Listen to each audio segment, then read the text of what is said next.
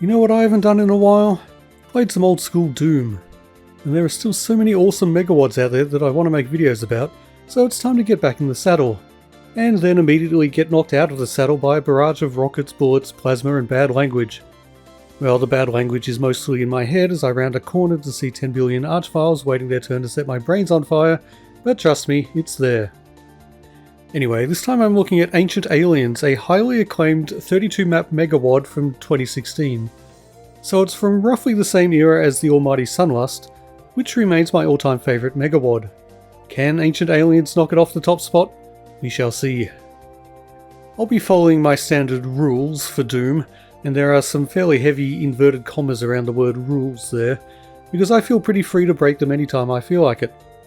I'll be playing on Hurt Me Plenty, which given my general level of incompetence will definitely provide a substantial challenge, and if things get too tough I absolutely reserve the right to revert to something easier.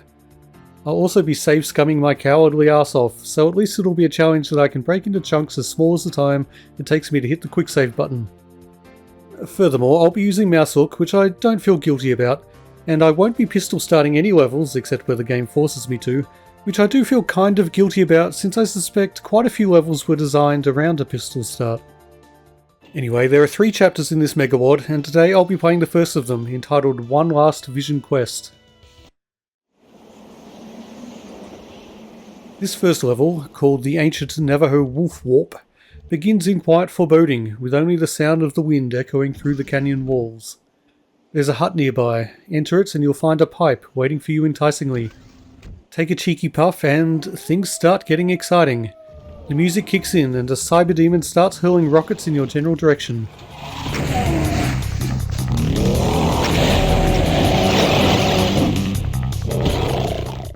Yes, the very first enemy you face in this MegaWAD is a cyber demon, which really sets the tone. There's a megasphere nearby which is handy, but almost entirely negated by the fact I take a rocket to the face an instant later. Oh well, easy come, easy go. There's not much point trying to punch a cyber demon to death. Well, some people find that sort of thing amusing, but me, I'm too much of a coward. So I prefer to have a decent weapon close at hand. The shotgun almost counts as decent, and that's easy enough to track down, but it's not really sufficient to easily deal with the demons that try to eat your face off when you press this switch. After a couple of deaths, I default to my favourite strategy, i.e. running away screaming. The screaming is technically optional. There's a rocket launcher nearby, which would make taking out the cyber demon at least slightly plausible, but there's also a fairly obvious secret area near the blue key that makes it a non-issue. Telefragging, the most time and ammo efficient way of murdering Hellspawn. 10 out of 10 would rematerialise up a cyber demon's ass again. And that's pretty much it for the first level. It's short, it's simple, it's already raised my death count close to double digits. Level 2, Sanctum of the Wastes, is a similarly brutal but pretty straightforward affair. In fact, while it's well designed, I'd say it's one of the very few maps amongst the 32 on offer here that just isn't all that interesting. The only fight that's worth talking about is this one here after you pick up the red key, and it's not exactly a marvel of ingenuity and originality. But that's okay, things get more interesting from here on out. For example, Level 3, Arachnotron Arrival. There's some text scrawled on a wall near the start, which is a novelty, but that's not what makes this level special. There's an Arachnotron atop a central pillar, with a commanding view of most of the rest of the level. The obvious thing to do would be to kill it post-haste, but as you might have guessed from the scrawled text, it's not quite that simple. Kill it and another will take its place. Kill that one and it too will be replaced, and so on and so on. And then there's another seemingly immortal Arachnotron a little further back. In actuality, the number of Arachnotrons that will spawn in is pretty limited, as you can see from this footage where I've enabled cheats temporarily. Yes, I swear, it was only temporary. So you can kill them all, but you simply don't have the ammo to do it, at least not without making the rest of the enemies a massive chore to kill. And the fact is, while the Arachnotrons are a pain, they're not the main issue in this level. Their plasma bolts are annoying, but they can be easily avoided so long as you don't hang around, and in fact they can be a useful form of friendly fire. Friendly for you, that is. I don't think the imps getting destroyed by their allies are really feeling the love. Certainly the Arachnotrons don't pose anything like the challenge of the 2 measly revenants in this area. You don't have much room to maneuver, and I found myself getting obliterated by rockets many times over. Half the time they were the Revenant's rockets, and half the time they were my own, but the distinction seems pretty immaterial when your eyeballs are melting. That's easily the toughest bit of the level, and in fact things get significantly easier a little later when you find both the super shotgun and the plasma rifle. The game also gives you the chance for some closure by letting you telefrag the arachnotrons, which is nice. Things are looking up. Level 4, Bad Medicine. There are times in Doom where it just feels appropriate to run around in a mad panic, and one of those times is when you take one step in a new level and hear an archvile very nearby. You don't know where they are, but as long as you can keep moving without seeing those horrible yellow flames engulfing your screen, you know you're in with a shot of living more than the next 2 seconds. The run around madly strategy actually worked pretty well for me here, for a minute or two at least, until I got my bearings.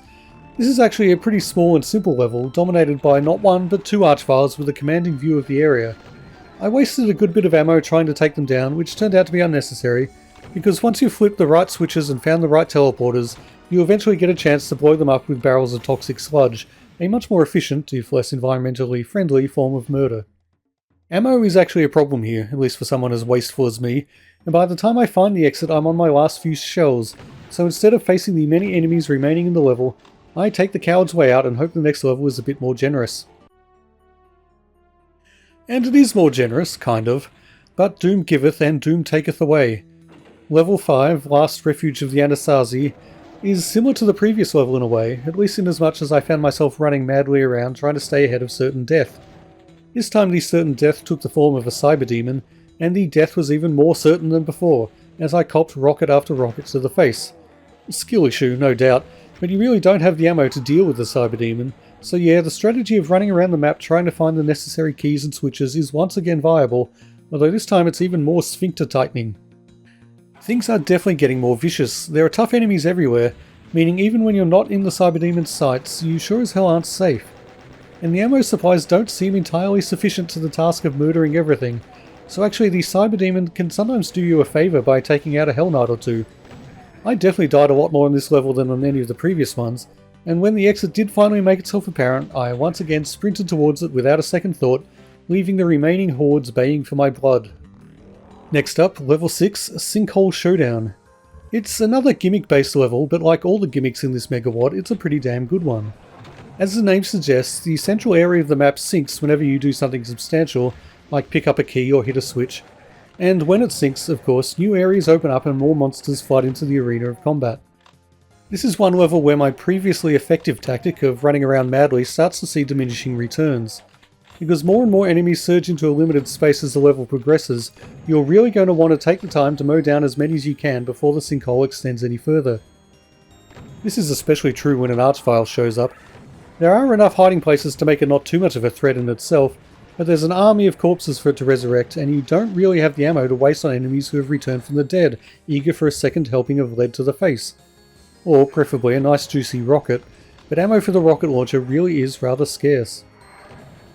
There's one particularly nasty trap near the end, confining you in a very small space with an archvile and an assortment of lesser foes. Best strategy here, I found, is just to run for the teleporter. Yes, the run around madly strategy may be wearing thin, but the more simple run away strategy is still a winner. If you can handle the hit to your ego, and I most definitely can. This really is a cleverly designed level, making the most of the engine's capabilities to create a level that changes significantly as you work your way through it. And there's a lot more creativity to come. The next map, Dare to Fly Where Eagles Soar, is not the most outrageously creative level, but it is particularly well designed. Like a lot of the levels so far, it's based around a central arena ringed by enemies positioned perfectly to make your life difficult. You might be tempted to take out the Mancubi first. They do after all make it incredibly dangerous to stand still, and there aren't many places where you're not in line of sight of at least one of them, but if you can tolerate the continuous rain of fireballs, there might be a more ammo efficient way of taking them out. You can probably guess that that means telefragging. I haven't mentioned the music in this MegaWAD yet, but once again I'm struck by the way Doom mods seem to have become one of the best showcases for truly high quality MIDI music. All the tracks in Ancient Aliens are good, and this is one of the best.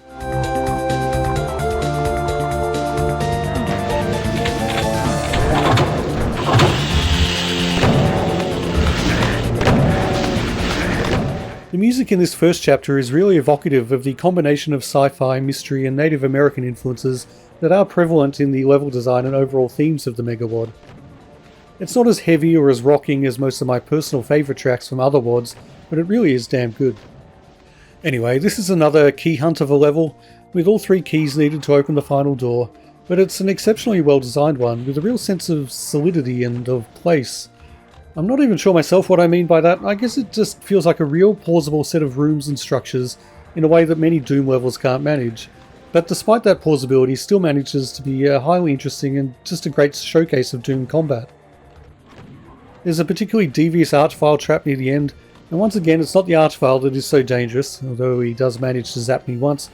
It's more the fact that there are loads of Hell Knights and Barons lining up to be resurrected. Not that a corpse can line up, but you know what I mean. At least there is a healthy supply of nearby rockets for once, and I end up going into the next level with a relatively healthy load of ammo. I mean, no cells, no armor either, and those things would be really handy, but at least I got rockets.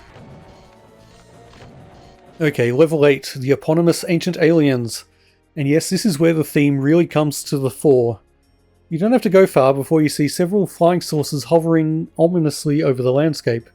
I've mentioned it in previous videos, but I was genuinely obsessed with aliens as a kid. I absolutely believed they abducted humans, and I spent sleepless nights terrified they might pick me, and yet also strangely excited by the prospect. I kind of wanted to be chosen. I wanted to see the wonders of alien technology up close. I still think it would be pretty cool to meet some aliens, and the more I see of humanity, the more I think we could really do with some intervention by some more highly evolved beings, but I no longer think that's particularly plausible. Nevertheless, the sight of these menacing floating alien craft still triggers something deep in my psyche, crudely rendered as they are. Relatively speaking, that is. By Doom standards, they're damn cool. Anyway, this level gives me the chance to live out some of my alien abduction fantasies, because yep, we're saucer bound. Getting into them is a dangerous journey in itself, and being inside is no picnic either, unless you like your picnics to be populated with mancubi. Beats mosquitoes, I guess. And that's just the first of the 3 sources. The next one's got archviles. Fortunately, it's also got some cells at last. But man, being locked in a small space with the sound of those fiery fiends echoing through the constricted air is still something that freaks me out, 3 decades after first encountering them. The third saucer has archviles too, but it's a bit more open and thus less terrifying. I still managed to rocket myself to death at least once though. 3 saucers, 3 keys, and the level's still not done. It's the longest and most complex level yet, I'd say, but you know, it's only level 8 of 30, or 32 if I find the secret levels, which I absolutely intend to do. For now though, mindful of how things are already getting tougher, I take the opportunity this time to scrounge up some extra ammo before leaving the level. Discarded shotguns and chain guns, yep, I'm happy to pry them from your cold dead hands. I suspect I'm going to need them. And what's this? Story text? Was it all just a dream? Seems unlikely since you're dumped straight into level 9, the Nectar Flow. Is there anything more ominous and anxiety-inducing in the history of gaming than a generous helping of health and armor, especially when they're the first thing you see in a Doom level? And yeah, this map is no joke. It's quite different in tone from what's come before, a good bit darker, and larger too. In terms of enemy count and scale, this is easily the most substantial level so far. Fortunately, a lot of those enemies are little more than cannon fodder, but there's plenty of stronger stuff vying to make your day a little tougher and your life a little shorter. Most of the level is focused around this large open area with branching paths off to either side, giving you a choice of which key to go after first. I chose the left side and was rewarded for my efforts with a red key and also a pair of archviles popping out of the water. They die easily enough if you know they're coming, but if you don't, you're probably the one who's going to get their ass lit up. The yellow key is a bit more of a challenge, as there's a cyber demon waiting to ambush you. I can't even pretend to be surprised though. The ominously silent and long tunnel leading up to it was warning enough, as were the many rockets you could pick up. And finally, the game has seen fit to give me a backpack. I probably missed several of them before now, but I'm just glad to finally have more room for ammo, and the fact I'm actually getting enough ammo to fill that space is an added bonus. Anyway, the cyber demon is not alone, but he does a pretty good job of eliminating his allies. Those rockets are indiscriminate tools of death. They will kill friend or foe alike, and indeed me, as I find out when I let the metal hoofed bastard get a bit too close. With the red and yellow keys in hand, you can activate these switches, whereupon you may hear the siren call of the Spider Mastermind.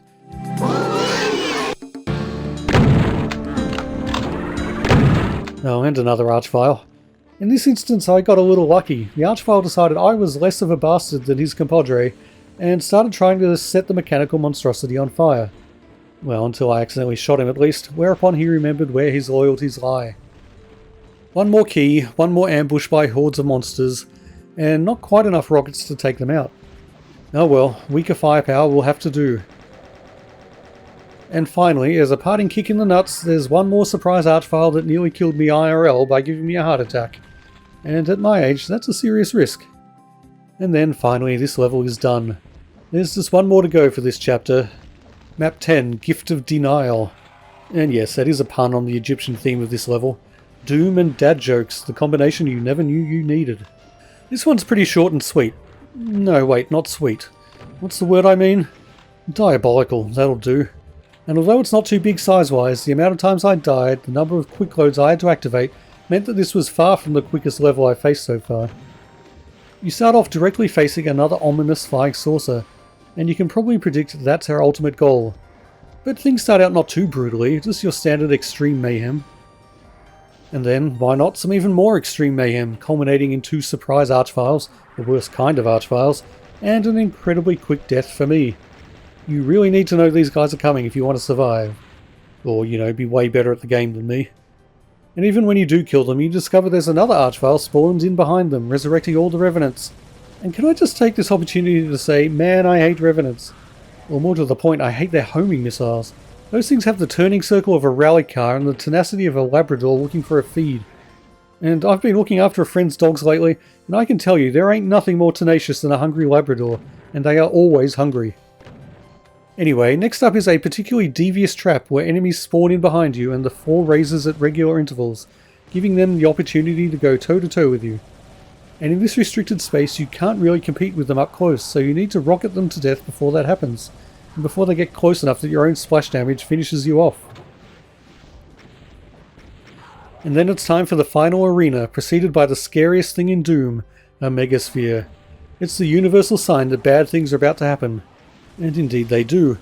The minor enemies here are bad enough, but 3 cyber demons in a relatively small space like this means you're going to take a rocket to the face eventually. Well, again, unless you're way better than I am. But me, yeah, I died a lot. There is finally a BFG at hand, but I managed to waste most of my cells and ended up finishing off the cyber demons with much lower tech weapons.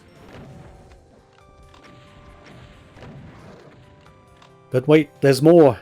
Another horde of revenants and another archvile to resurrect them. Again! Oh joy! And we're still not done! When you finally get to the flying saucer, you find it's crewed entirely by yet more archviles. Thing is though, at this point, why bother killing them? I'm no 100%er, and the end of this level, and indeed the chapter, is right here. That's good enough for me. There's a bit more text that suggests where we're going next. That's right, we're going to the one place that hasn't been corrupted by capitalism.